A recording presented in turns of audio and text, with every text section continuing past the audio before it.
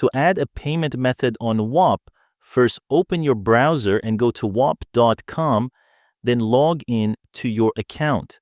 Once you're logged in, click on your profile icon in the top right corner and select Account from the drop-down menu.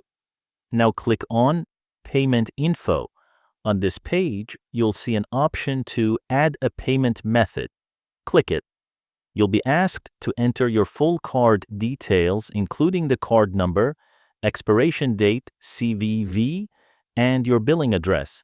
After filling everything in, click Confirm to save your payment method.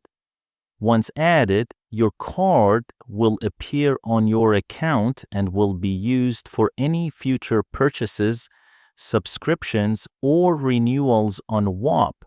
It's quick, secure, and only takes a minute to complete.